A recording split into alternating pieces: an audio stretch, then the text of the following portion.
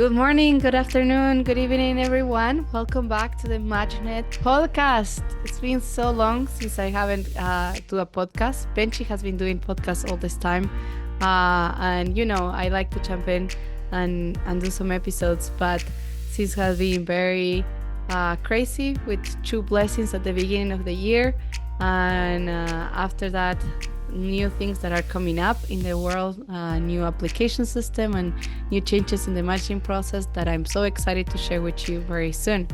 But today I have a very special guest with me. She's Dr. Chang. And before she introduces herself, I want to share the crazy story about how I met her. So I was in Korea in the Blue Dragon pilgrimage, and I was just coming out from a lecture, and I was walking with Dr. Hendricks, and Yonghee Chang, Dr. Chang with her husband just came out from giving lectures, and then just we were. It was coincidence, but we know that never is coincidence. It was just the spirit world guiding us, and Dr. Hendricks introduced me to her, and like it was like immediately connection. And we both missed the dinner. We were just like talking and talking and talking and talking, and I was so mind blown by everything that she was sharing. So I'm so excited to these conversations that we have been having between her and me and myself to be shared with you guys. I'm so excited for that and to share more. So thank you. Welcome here, Dr. Chang. Thank you, Karina. Yeah, I remember that day when we first met. Thank you. Yeah, it was And so also wonderful. thank you. Yeah. Thank you for inviting me and to let me use this platform to talk today. I'm really grateful. Yeah, of course. So many of people here in this platform probably doesn't know about you. Can you share with us a little bit of yourself, your background, and how you ended up in Korea? Oh, okay. Well, I'm a second gen and I'm one of the older second gen.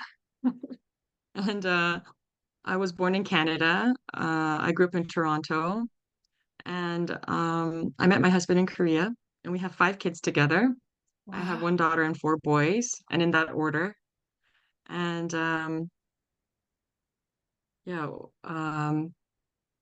I studied music in college at York University. And then I always wanted to um, go to UTS, to the theological seminary, ever since I was in high school. That was kind of a given for me. I just wanted to do that. And I was very interested in spiritual things. And I thought the best place would be to study at UTS and learn about all of the saints and sages that love God. And I was really interested in that. But at the same time, I didn't just want to continue to study theology um, starting from college. So I thought, okay, I have a musical background, so I'll do some music first. And I just kind of intuitively felt that that would kind of round me out better, I guess. So, but I've been able to use my music um, all throughout my life, no matter where I am and what I'm doing. And I also just got my doctorate degree this year in February. It took me many years to get that done, but I got my ministerial doctorate here Wow. at the Sanhak UP graduate university here in Korea. Wow, Yeah. congratulations. I didn't knew that it was February. I thought it was before. Wow, that's very recently. That's Yeah, so fresh. I got my seal of approval last year in March. Mm. Um, so it was a long process. It was a long process. But you Yeah, also asked me to share about why I ended up in Korea, yeah. and that definitely had to do with True Mother. And it was in 2015, True Mother, she came to America, and at that time I was a pastor, a vice pastor in Toronto. And my husband and I, we drove to New York to see True Mother. And that day she's the things that she said, it just completely changed my husband's, like both of our lives. And we All right. decided, well, we need to be close to True Mother. I mean, we weren't really up there in the hierarchy or anything, but we just felt like we should go to Korea. We need to be close to Mother. And a little bit before that, when True Father passed, we were really surprised when True Father passed. It was kind of unexpected for all of us. Mm. And we were kind of really regretting um, not having, been close, just and relating more with true parents. And I know it's maybe that's a silly thing to think because we were so much more younger and there's so many older leaders, but for some reason we just always thought, oh, we got to be close to true parents. We got to do something. And so we dropped everything. We were kind of at the peak of our ministry. We were really enjoying our ministry at that time. So when we left, we were really sad, but at the same time, we just felt a need to have to be in Korea close to Mother. Yeah. Wow. Oh, I had to ask, what did your mother say there? But what did she say? Well, I don't, I think it is what she said, but it was the feeling that I received. And Mm. I remember that day, she was talking and then she started um, her voice started to shake and she started to cry. She cried a lot actually that Mm. day. There's a video on YouTube of that speech. Actually, I just found it this year. Someone sent me a link, Oh, wow. and she was talking about father, and she was also talking about how she felt.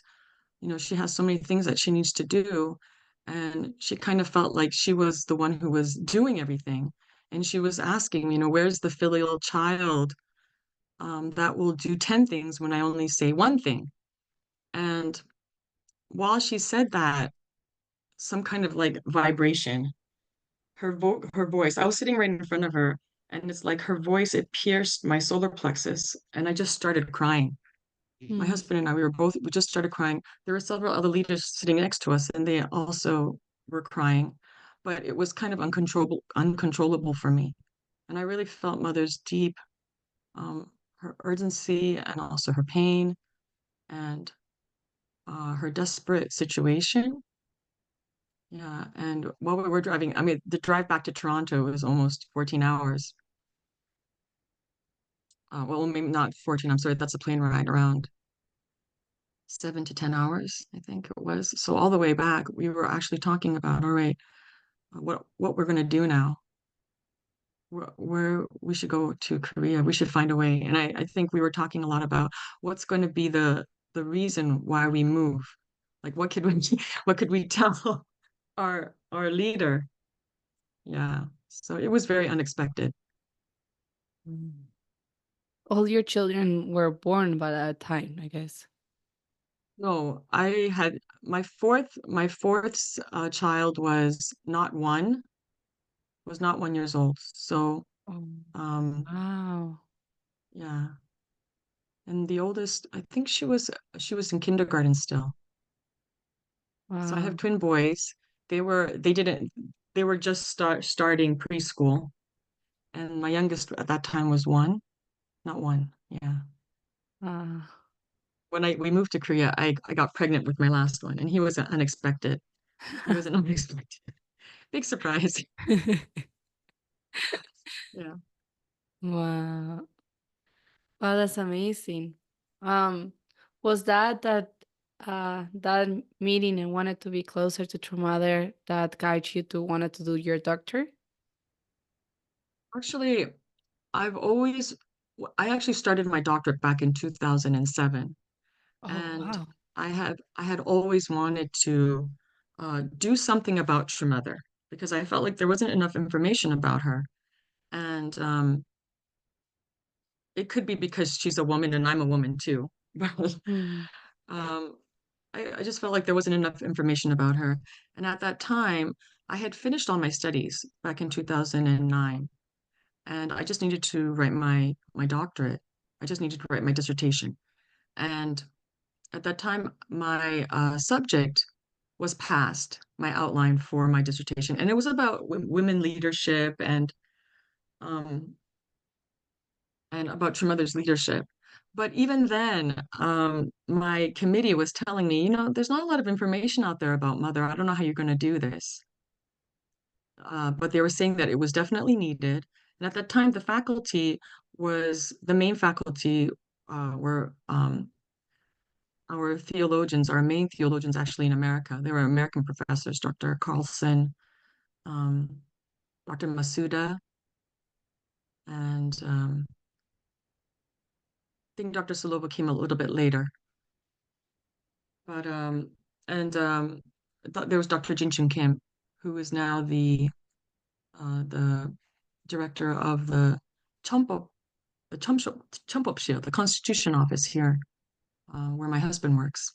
Mm. So there was a different faculty then, but they were telling me, yes, your subject would be very difficult to do because there weren't a lot of writings about mother.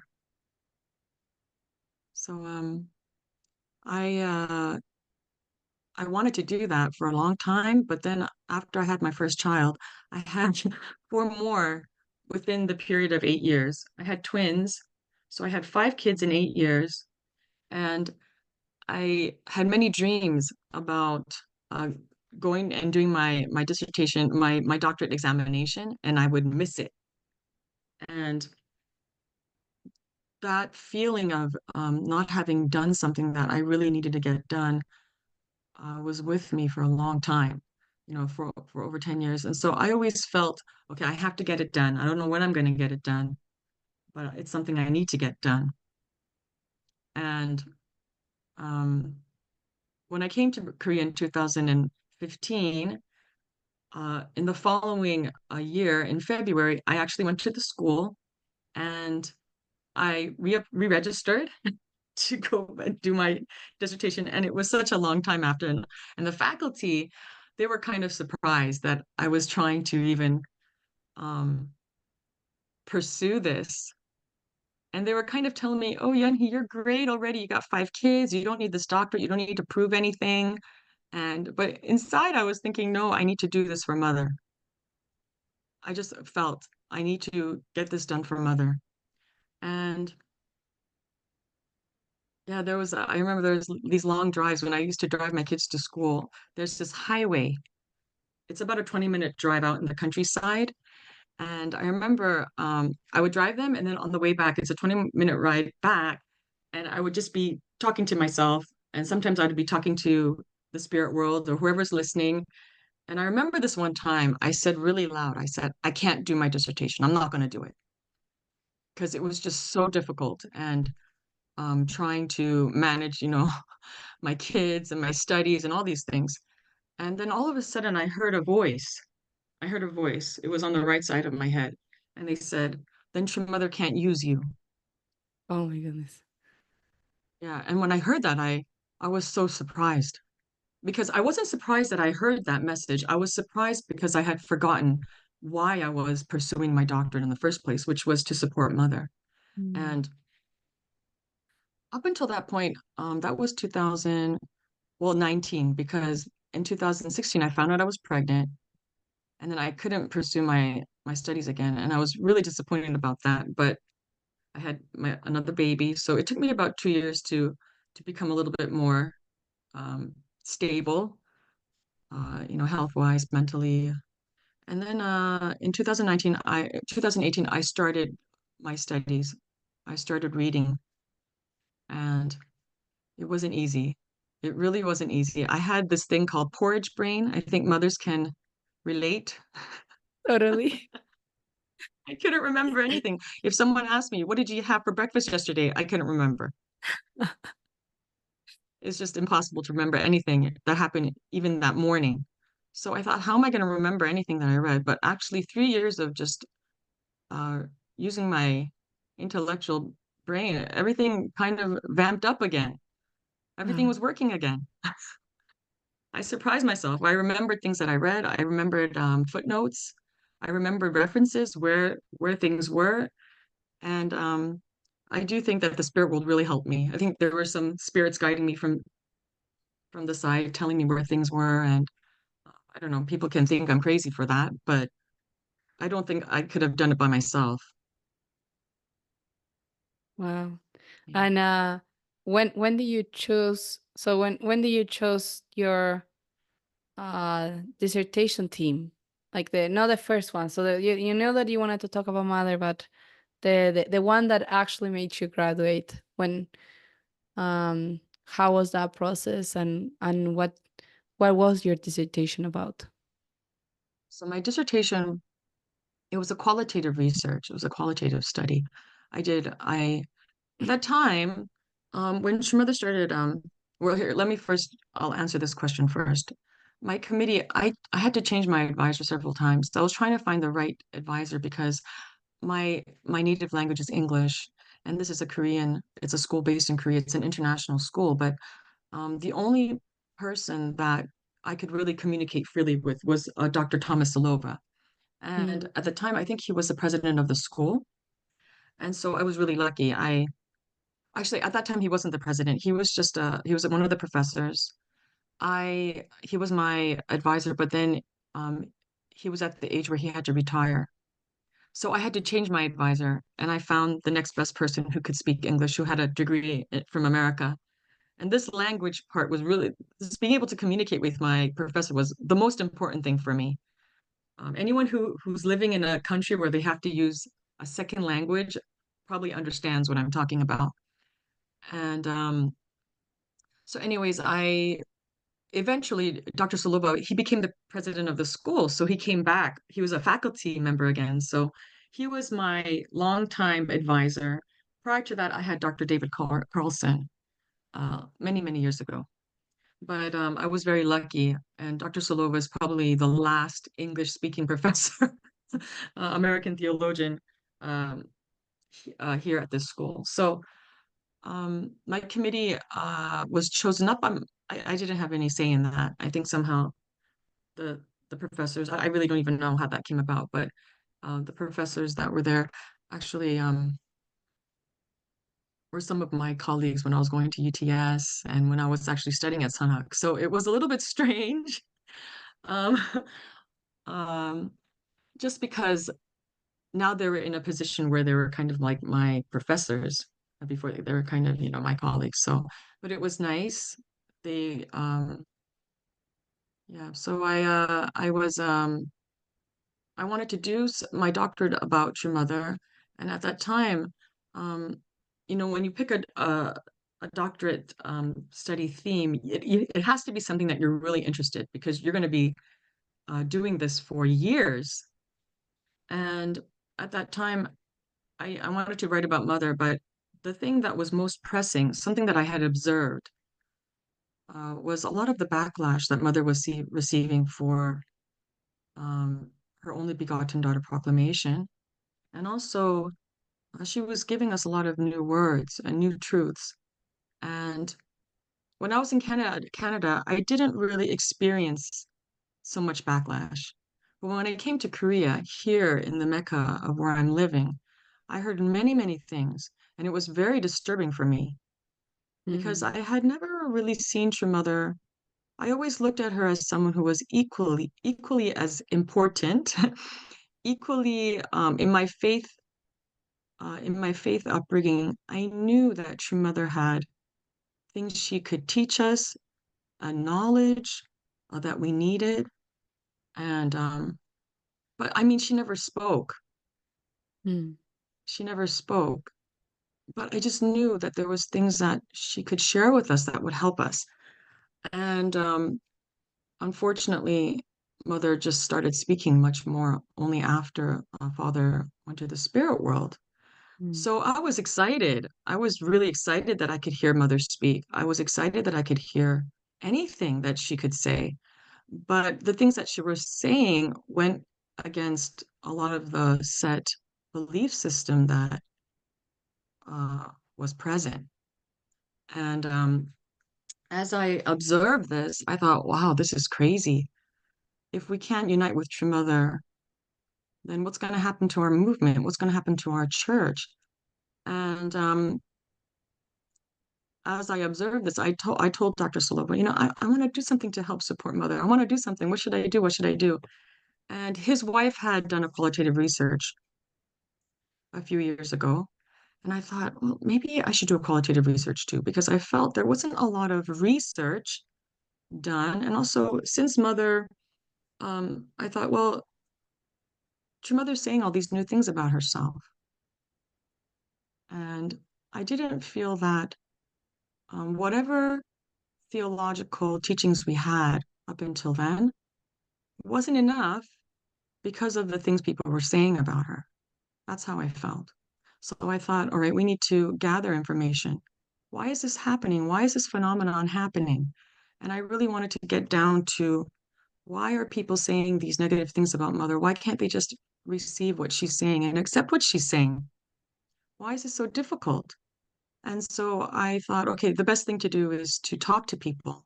And in the beginning, I was talking to people in my age group, also elders, and it was a lot of negative things, actually. I'm sorry to say.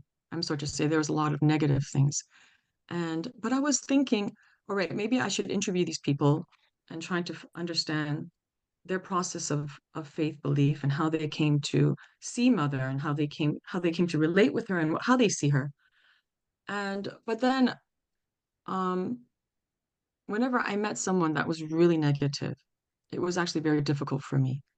It was Mm. difficult because I really love mother and I really felt like I can understand mother. Why is it so difficult for some of these individuals to accept mother?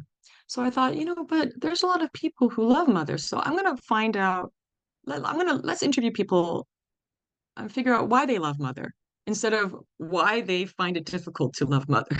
So Mm. I ended up changing my research participants, my candidates. And um, I mean, it was, of course, kind of play by ear. I had to kind of think, okay, who should I interview?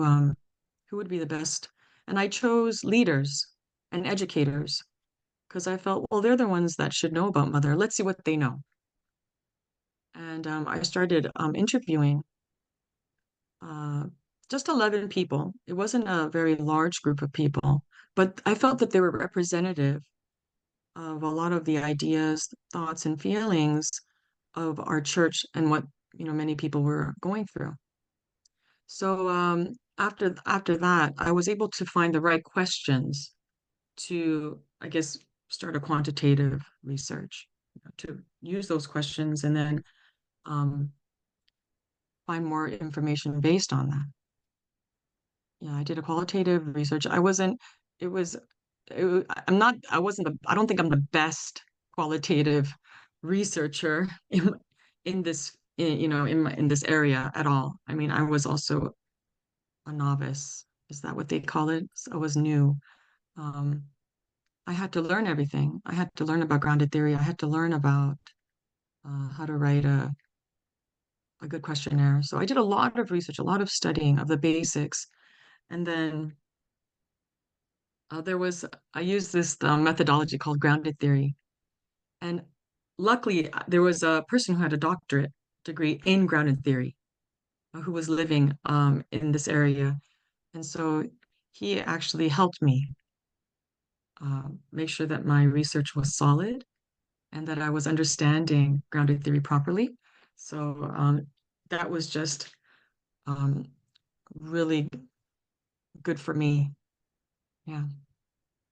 So going more direct on the topic of True Mother and learning about Mhm. True Mother, what do you learn through your dissertation and as well as studying True Mother's words? Well, what I concluded in my dissertation, or actually, okay, what I discovered in my dissertation was that there were three ways that people understood True Mother. And the first way were people that understood True Mother who learned about True Mother through Father's words, and also through the words of the pioneering members. And the second way people came to understand Mother was through their direct experiences with her. And the third way was through spiritual experiences with her. So I was able to find these three categories and place the research participants into one of those three categories. Sometimes they overlapped. They did overlap, but I think um, anyone who could read my research will say, "Oh yeah, that's me. I'm in that category. That fits. That's where I fit." And or all three. But I mean, there were some people who has never met mother, but they've only had spiritual experiences about her, and they have such strong belief and faith in who true mother is, Mm. and they live their entire life really trying to support her. And then there's I call them kind of the special lucky people, the ones who get to really interact with mother and they see her almost every single day. I was lucky to interview several people um, uh, who were able to, just see her every day, um, and to talk to them about how they observed her, how they saw her. They also had spiritual experiences about mother, and the interesting thing was that the way that they saw her spiritually, even before they met her, even before they actually came to work closely with her, those spiritual experiences matched up with the physical experiences that they had with her. Oh. Yeah, so and then the category of leaders and educators that knew Mother through Father's words, um, they were more they were more negative. They were at first negative about a lot of the changes that Mother was making with the theology and also with the leadership. And in the beginning of 2013 and 14, especially what I experienced in 2015 and 16. Mother was making lots of leadership changes at that time, and people felt really unstable, um, work-wise, even location-wise. Mother was making a lot of changes. There, she was bringing all the main offices from Seoul into this area of Gapyeong, which is very countryside, and they couldn't understand Mother's vision of why she was moving all of these main offices that was located in Seoul, which is like the main city of Korea. And that's where, people were always interacting and networking. And why was she trying to bring this all out into the countryside? How we were going to get people here? So there was a lot of talk about that. And they couldn't understand why she was doing what she was doing. But over the period of time, so from 2015 to 2020, 2020 is when I did all of my interviews. They were able to see how her changes actually had positive results. So they shared their progress of how they came to see True Mother, how they came to unite with her, align with her, agree with her, respect her. So yeah, there's these three categories like that. Yeah. And then the conclusion of my dissertation was basically um, three things. And the first one was that we didn't know True Mother. Mm. I my first my when I wrote that in my dissertation conclusion, some of the professors, my committee, were a little bit upset with me. They were like, "What do you mean we don't know mother?" And I because I wrote we did not know mother well. I wrote we did not know mother, and they told me maybe you should put well because there's going to be a lot of people who are going to argue that your point is not right. But I said, well, based on my research, yeah, we didn't know each other well. Okay, we didn't know each other well. And the second one was that we have to make our own effort to understand who she is.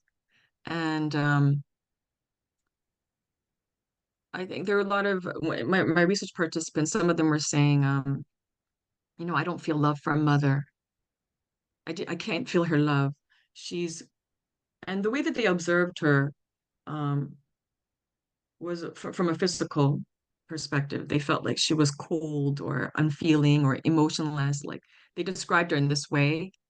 And but they realized that it was through if some of the participants who couldn't relate with mother, they still connected with God through prayer and they through offering devotion.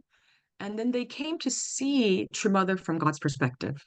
So they could Mm. see who True Mother was for God, for humanity, through their own devotion, through their own efforts, by offering changsang and praying and asking questions. So that was my second conclusion. And the final conclusion was we all need to have spiritual and physical experiences in order to solidify our faith. and in this case, our understanding about True Mother to solidify, to unite with her. So we need this physical experience and the spiritual experience. And I know that a lot of people are like, well, how we're going to have a physical experience with Mother? Um, it's like a million to one or thousands to one. Mother's just this one person. And um, it's through the stories that people tell.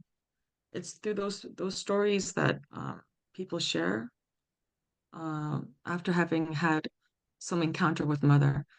And it's like the gospel stories of Jesus.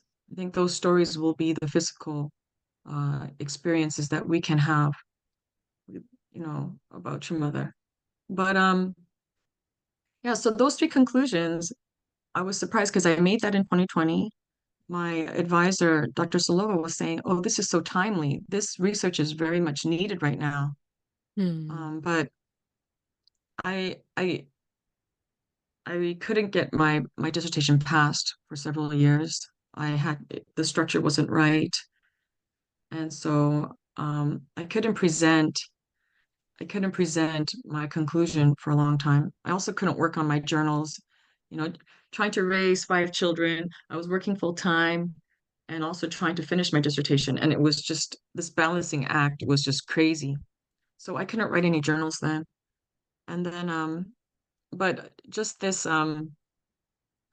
past January, I went to the 40-day spirituality, the Hyojong's 40-day spirituality workshop. And that's when I started hearing uh, Reverend Iki-sung he's the main director at the Cheonpyeong Training Center, and he was saying, "We didn't know Mother, we didn't know Mother, we don't know her, we don't know her." He was repeating my dissertation conclusion. So I thought, okay, um, I organized a lot of uh, my materials for my dissertation, and it's something that I could really help people now by giving my lectures about True Mother and how people came to see her from God's perspective, from the perspective of the providence, from as the only begotten daughter, also from her perspective, from how she sees herself, which I feel is not how we've looked at Mother. We have not looked at True Mother from her perspective. Hmm. So, Can you yeah. share the experience of what how True Mother helped you to your dissertation to get approved? I had 9 exams for my dissertation. I had 9 exams, and I was really struggling with the structure and with whether or not was it my English capabilities? What is it? What is it? And but in hindsight, I'm really grateful that my professors didn't let it go, just didn't let me pass without changing the structure because I see um, now you want to graduate being approved um, so that you can be accepted by other uh, academic faculty, like other people in your doctorate level. So when they look at your work, you want to make sure that everything's okay, right? You're not missing out on the latest structure. So my professors were really pushing me for that so that they can also use my dissertation and share it with their own colleagues. So I really appreciated that after they signed and sealed everything. But I don't, I think it's okay to admit that it has been difficult for many professors and also our leaders to accept what Mother's saying. And I think it's natural. This process of changing our belief system is not easy. It has never been easy because it's accepting new truths. And all throughout human history, religious history, whenever a new truth came about, there was a lot of revolt. And we see this in the Protestant Reformation, which True Mother is consistently bringing up. She's talking about the Protestant Reformation from the Catholic Church to the Protestant Church and why that happened. But we also see this much further back when Jesus came and he was speaking the new truth to the people, and it was not taken well. He was sent to the cross. He was killed. So, um, Yeah, True Mother has been going through a lot to try to educate us for the last 10 years. And I really want to step up to say that because um, Mother's just now really sharing a lot of words with us about her situation, her background, who she is, even educating us about Father. And why did it take so long? It's already been very long because Mother, she's also sharing that since 1960, uh, her being the only begotten daughter should have been revealed even then. And so um, I understand that it can be difficult for people to receive and accept what True Mother is teaching us. But I think we need to acknowledge, yeah, it is different. It is very different from what we've known and what we believed before. But to ask the question, well, I mean, when Mother said what she said, actually, if I can just go a little bit off topic, I can share, when I was 16, my grandfather, my grandfather is a special person. He received revelations from God throughout his life. He passed when he was 93. And before he turned 20, he had a near-death experience. He was electrocuted. Oh, wow. And ever since then, he was spiritually open. He could communicate with God and the angels. And he was guided by the angels to meet your father. Wow. He was guided. And he had 6 kids. And my father at that time must have been 4 or 5. And he found his way to the church where True Father was by the angels. And ever since then, my grandparents are pioneering members. Uh, they know very well about the history of the church and how everything was developed. So, my grandfather would pass on revelations that he received from the spirit world to my father, and then my father would give them to true parents. Um, that was happening a lot, especially in the 1990s. And in 1992, when True Mother inaugurated the Women's Federation for World Peace, I think it was sometime in April or May.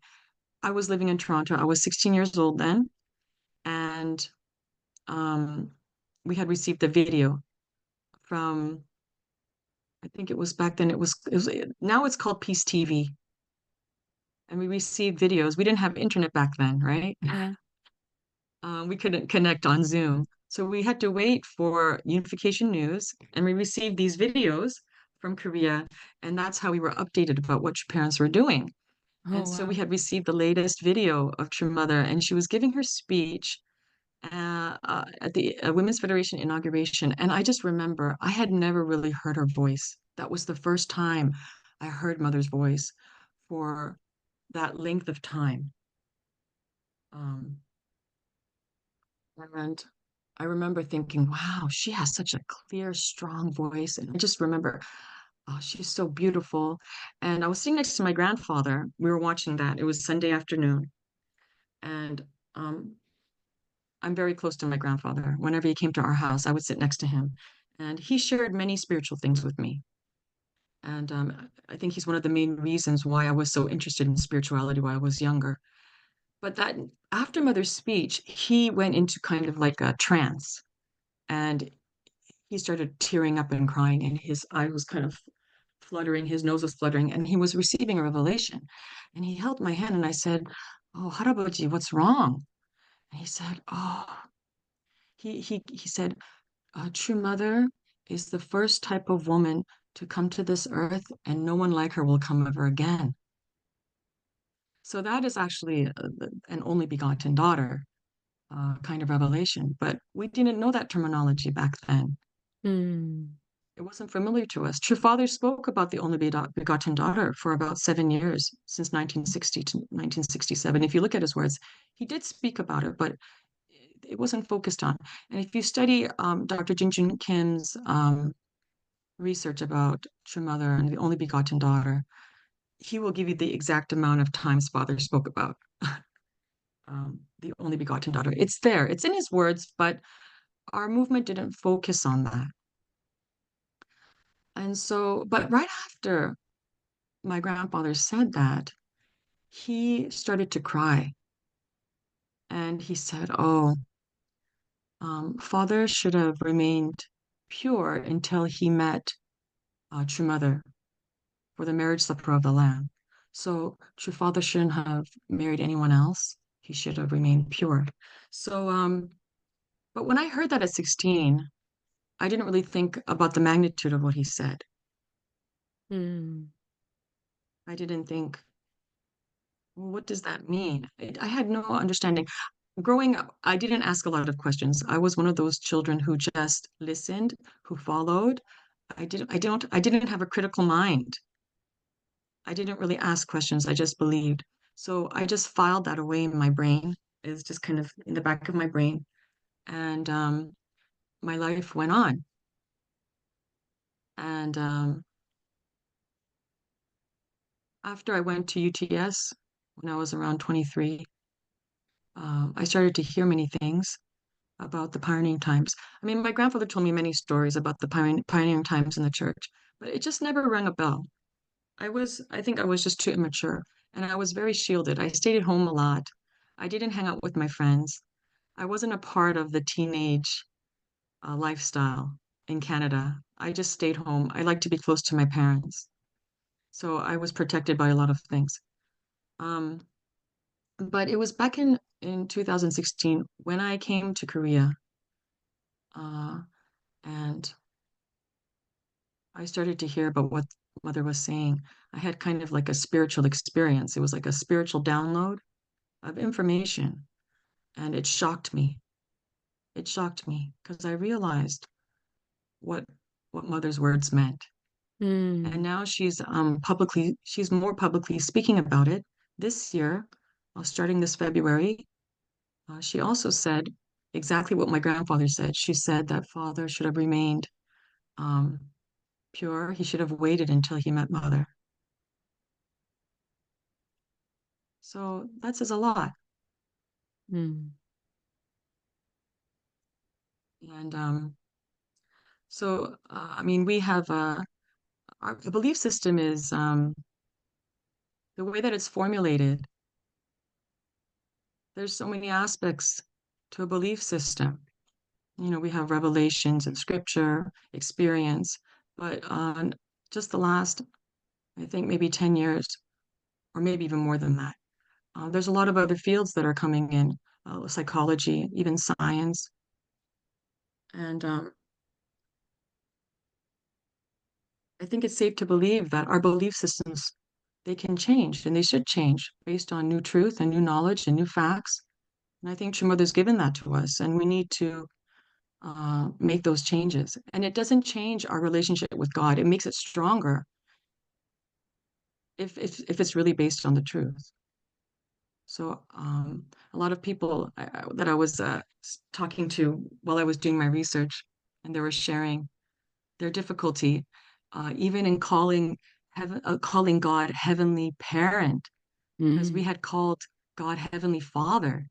Mm. And then it was so painful for them to start calling God Heavenly Parent. And they really resented Mother for that. Mm. And I thought, I mean, for me, I thought I couldn't relate to that. I was grateful that now we could include the feminine aspect of, calling God. But I get from, several individual perspectives. And it's not just men. There were women like that too. So it was very painful. And uh, it's important to acknowledge that pain and those feelings and those changes. And it's not easy to change your belief systems, but everything changes in this world.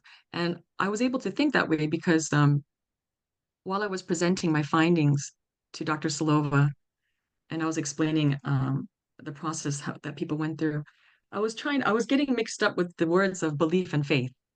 Mm. I was kind of intermeshing them. And he said, "Oh, Yunhee, I think you don't understand. I think you're having a little problem um, between faith and belief." And I felt, what are you talking about? I've been studying theology my entire life. I've been reading about, religious. literature my entire life. How could I make a mistake about my understanding between faith and belief? And he gave me this book by Wilfred Cantwell Smith. And he's also a well-known religious professor from Canada. And he gave me his book. He was also a colleague of Dr. Silova. They both went to Harvard together. And he gave me this book, and it's an amazing book. It talks about the differences between faith and belief. And he really, his reference, where I have the book here. I got to show you. Where did I put the book? Here it is. It's on my desk. The references alone is almost half the book, just the Wow. references alone. So he his research was very thorough, and he's pretty much saying that beliefs should change because beliefs, if they're the truths are relative. The only absolute truth is God. We all know that God is the creator, okay? But whatever we discover in the world is discovered by human beings who make mistakes sometimes. We miss things out. We miss things while we're discovering knowledge. So sometimes our systematized belief system is lacking. We don't have all the information. So we should always be open to receiving new information and new truths. And so he says that belief systems are like tools that help us strengthen our relationship with God, or it could further our relationship with God if it's not the right tool, if it's not the right belief system to help us become closer to God. So I thought, wow, I really thank Dr. Saloba for that book. And also, Wilfred Cantwell Smith for that research. And I feel like that's kind of like the key or the doorway to help us be able to receive Mother's new words and not feel like um, we're doing some kind of disservice to Father or hurting Mm, Father by accepting something new. mm, I think if anything, Father will be happy because that's what if the purpose of Father's life was to help us connect to God, right? And if this is going to help us align better with heaven and understand the heavenly providence, then yeah, why not? Why not accept new information? mm. I hope Yes. that everyone who's listened to this is enjoying it as much as me. I'm like, I always love to hear Dr. Chang. But as well, I want to be aware of the time because I don't want this episode to be too long. And I I understand. hope that it's like good enough that uh Dr. Chang can come to share more on other topics as well in the future. We can hear more. But I don't want to, I want to close with a question of who is true Mhm. mother and how we can connect with her. Like your true, from the three conclusions of your dissertation, right? Like we didn't know who true mother was, or we don't know yet. And the second one about you need to make effort to connect with her. Like, Mhm. what is who's true mother and how can we connect with her? Okay. Oh, before I answer that question, I just want to say about the second. Um, there are people who are saying, "Oh no, mother, she should have done this for me. She should Mm, have been this way towards me." Um, but when they prayed to Heavenly Parent, they asked and they said, "I can't love her." They said, "I can't connect with her." And sometimes they even were like, "I hate mother," you know. But God said, "Nevertheless, love. mm, You must still love." And when I heard that, I thought, wow, it is really our own responsibility to love. I don't want to say it's a responsibility, but when we find it difficult to love other people, it's actually on us.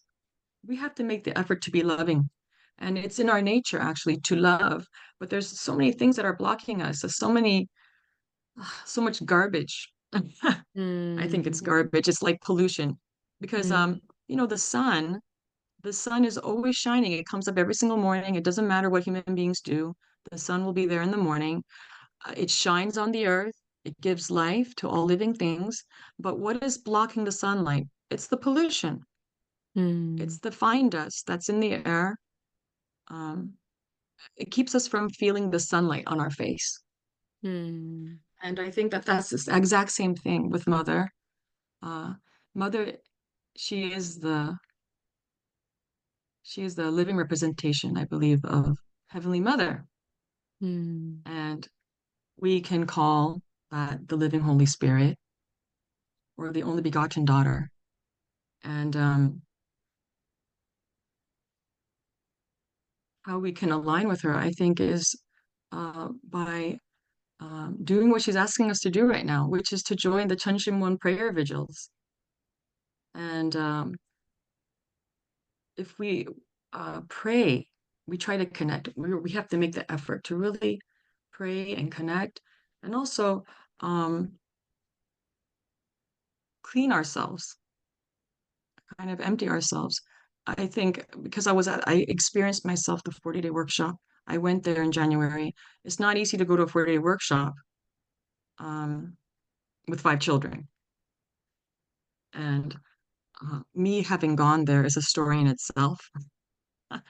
I, um, yeah, because I had so much difficulty with the work that I was doing, and I found lots of difficulty trying to find people that I felt uh, was truly trying to support your mother from her perspective.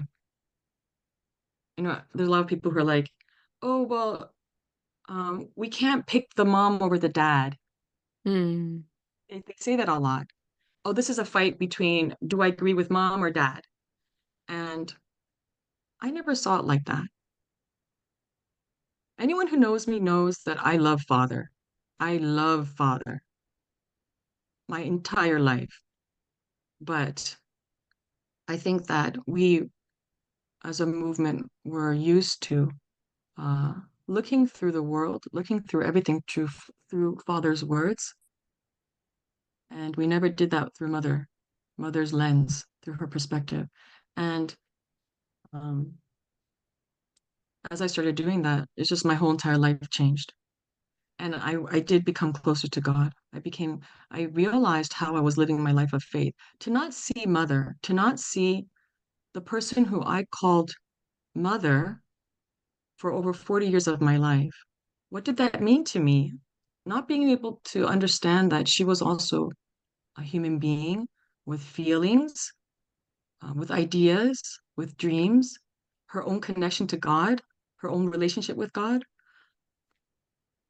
There's many people who didn't realize that about mother. I'm not saying I'm definitely not saying that there there weren't individuals who didn't think that way, but from my research and also from a lot of individuals that I talked to, that's what I came to know. So right now at the Chunshimwon um, vigils, there are hundreds of testimonies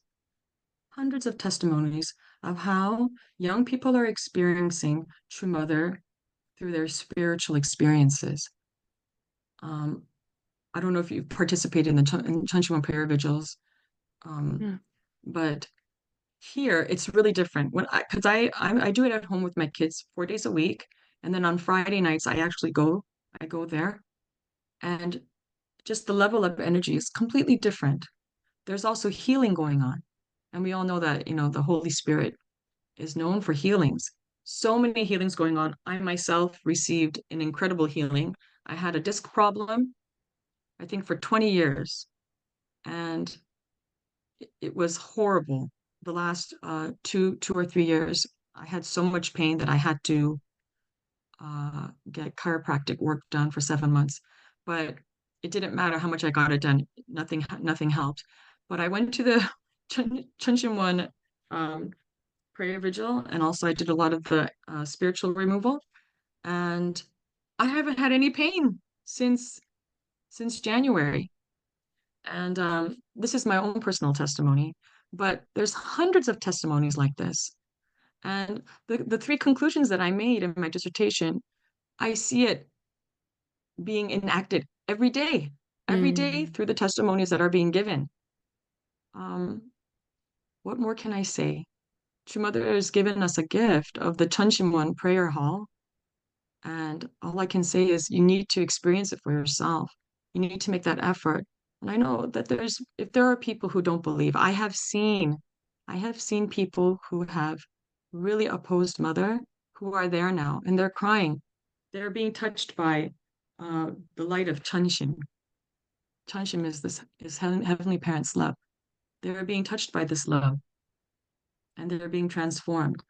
And I'll just say that last year, the reason why I ended up going to the 40-day workshop was because I had so much judgment um, for people who just couldn't see Mother's perspective. I had so much judgment, and that judgment almost made me go crazy. I thought that I was in the right because I was supporting Mother, and I felt that I knew her heart, and I felt that I was aligned with her, but it was killing me because I couldn't feel the love that she had for us, that she also had for those that opposed her. And I didn't understand that until I went to the 40-day workshop and I had an amazing spiritual experience after I did the central spirit removals. And I was able to feel God's love. I was really able to feel God's love. And all of a sudden, I was able to accept people who were actually opposing Mother. And I had a sense of patience and empathy and compassion for them. And I know Mother can't wait forever because she needs to move the providence along, but it's made it much more easier for me to be patient. And it's really coming from when I'm trying to share Mother's heart with people, it's coming from a place uh, of love and not anger and judgment.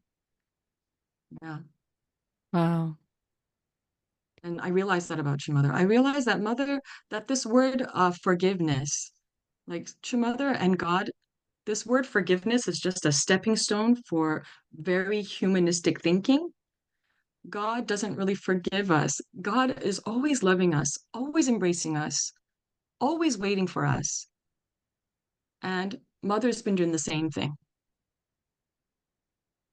She's always waiting for us, always hoping that we will um, become the filial children, the children that understands the parental heart. So that's what I realized that Mother had been doing this whole entire time. Because how can she keep the secret about her being the only begotten daughter for over 6 decades? I asked this question in my lecture. How long have you ever kept a secret for? Have you kept a secret for more than 2 days, a week? And everyone starts laughing. But actually, it's impossible to really keep a secret, especially something like that. Hmm. So, how did she do that? How could she do something like that if not with the heart of God? Hmm. So, Oh my goodness. No, yeah, go ahead, go ahead. to me, that's just, I don't know how to talk about, like, I don't know how to explain that. It's not human. Hmm. It's not human. So, it has to be God. Hmm. Oh my God. I absolutely hope that this is not our last episode because I had hundreds more questions. Like, Okay. so what do you think True Mother didn't spoke before? What is True Mother biggest pain? How can we connect with True Father? What do you think? And then you talk about forgiveness, and I was like, okay, how can we receive grace from the Holy Spirit? How it feels like, and there's like, and we didn't even touch about the blessing, right? Which is like the primarily topic in this podcast, right? And for those who are listening, it's like, oh, well, I come here to hear about the blessing and matching. I tell you that this is actually a really important step, understanding True Mother to the journey for the matching and blessing. Because as they say, at the end of the day, the blessing is so connected with our faith and as well our belief system, as Dr. Chang was saying. So I do have 100 more questions. I hope we can do a very nice series where we can continue the conversation. But this is just, I would just say, this is just the beginning. And thank you, Dr. Chan, for this first, just how we call it, like Mhm. appetizer, right, of everything that you had Yeah. to share. Well, thank you so much for giving me this platform again. I don't know all the answers to, and at that time, if you allow me to say, I don't know, I don't know. I Mm, think that right now we're in a reformation. Our church is in a reformation right now, yeah. and I sometimes feel like we're in a revolution. And Mm, in order to move forward, I think we have to acknowledge that there are things that we need to change, mm, and definitely for the sake of our children. mm. Because I don't, Mother, she has done something incredible for us. She's done something really incredible for us, and I'll share that with you next time. She gonna leave that cliffhanger, so you guys gonna continue coming here and watch the next episode. Yes. But I love your spiritual experience about letting go of judgment. It's so easy to become righteous, right? When Yes, we learn about true mother or negative, right? So I think it's like, oh, you can become either righteous or negative. Um, right. and that has a big impact as well, how you see people, how you relate with people, and Yes. yeah, how your spiritual experience of letting go every judgment and doing this work of spreading uh I wouldn't even say, like, been thinking about a lot about witnessing, right? And in Spanish, witnessing is called testimonio, which is Mm, sharing your testimony. That's witnessing. mm, And at the end of the day, it's like, yeah, we had to share about True Mother, but it's actually about our story with True Mother, right? Like right. our experience with True Mother, and that's the biggest witnessing that we can do with whoever, right? So Yes, yes. yeah. Actually, Reverend Song, just two Mm. days ago, he said the exact same thing you just said. Oh, really? Yeah, yeah. Um, yeah, people's experiences. I mean, you think that I mean, your experience is unique, but there's so many other people that can relate with your experience and really grow from that because uh, maybe you are at this certain level that is similar to another person, and then you see how they overcame their difficulties and how they grew. But oh yeah, I mean, in my age, I thought I would have certain things down. So I was like, okay, I'm a loving person, but I wasn't. I was not a loving person, and it was causing me a lot of pain. So we are all loving people, but when we don't act like a loving person, we really hurt ourselves in the worst Mm, ways. And yeah, there's this righteous indignation, very dangerous. Um, yeah, so your mother, she's exercised so much compassion for us. Oh, I mean, she's for 10 years, she's trying to explain to us who she is. She's mm. speaking in the simplest way possible compared to Father's words. Father, I translated Father's words for almost 20 years, and Father's words were never easy to translate, never. Mm, I can get into a whole episode about that. But Mother's words are extremely easy to understand. And mm, she talks very simply because when she gives the truth, she wants all people to understand, from young children to adults. There's no way to misunderstand what she's saying. So yeah, wow. Thank you. Thank you. I don't want to even right. say anything else because I think we're gonna get into another topic. Yeah. Anyways, Uh, thank you. Thank you uh, again for this opportunity, and I hope that we can see each other soon. yeah. Thank you everyone for listening to the end. Please be in tune with the next episodes that we're gonna be coming up, and see you next time. Have a great night. Also, I can leave a link of my dissertation uh, Okay. at the bottom, and I would love for people to just read it, Yeah, look we at will it. add it to the notes of the Qualitative show. research. So okay, and I'm working on some journals right now, which will it'll make it easier to read what I did. So hopefully, I'll get that done soon. Great. We will add those resources, and as well, if you can send me the link of a True Mother speech in 1992, that we can add that to as well. Thank you, everyone. Have a good night. Bye bye.